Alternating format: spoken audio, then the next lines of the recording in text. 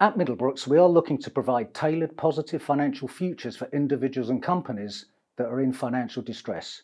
We have a job to do, but this philosophy is at the heart of all we do. As debt advice experts, one question we are often asked is, what is an IVA? The simple answer is a lot of things. An individual voluntary arrangement, or IVA, can be used in a variety of different personal situations. And if I was to try and put all of these together in one vlog, it would run to hours long. So what would I like to do today is to give a broad overview of some of the more common situations where an IVA might be an option for you. Let's start with clearing up something. Whilst an IVA is a flexible option that can be tailored to suit a variety of situations, it is not a solution that works for everyone. And there are other debt options that may be more suitable, but for the purposes of today, let's concentrate on IVAs. An IVA, what is it? An individual voluntary arrangement is a legally binding arrangement that is only available to those resident in England, Wales and Northern Ireland. A licensed insolvency practitioner is appointed as supervisor of your IVA. An IVA allows you to make reduced payments for a fixed period. That period generally does not exceed 5 years. An IVA proposal is drafted and sent to your creditors. The proposal is a legal document that outlines the IVA applicant's offer to their creditors, and as long as they agree to the proposal, the IVA then becomes approved. Once approved, your creditors can no longer pursue you for payment or take any action against you to recover the debt.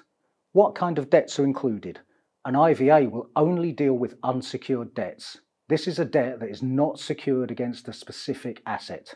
Examples of unsecured debts are credit cards, personal loans, overdrafts, utility arrears, council tax arrears, and if you are self-employed, unpaid self-employed tax liability can be included within an IVA. Will my house be safe? Property is treated the same as any other asset, and the person you decide to appoint as your supervisor has responsibility for reaching agreement with you on how this asset is dealt with. Any agreement regarding property will be reached between you and your supervisor before the proposal is drafted.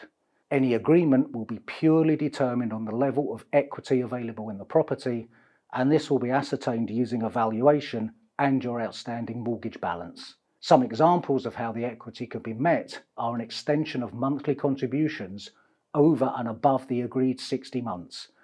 A third party, a partner or relative, for example, making a lump sum payment to the supervisor, or a third party making monthly payments during the term of the IVA. These are only examples, and due to the flexibility of the IVA, you and your supervisor can explore other avenues as well to ensure you remain in your property. Will my job be safe? In a word, yes. It's highly unlikely that signing an IVA would result in you losing your employment. We would always recommend checking your contract of employment, but in our experience, employers wouldn't terminate your employment because you signed an IVA. What happens once all my payments are made? At the end of the agreed contribution period, and once all assets are realised, your unsecured debts are written off.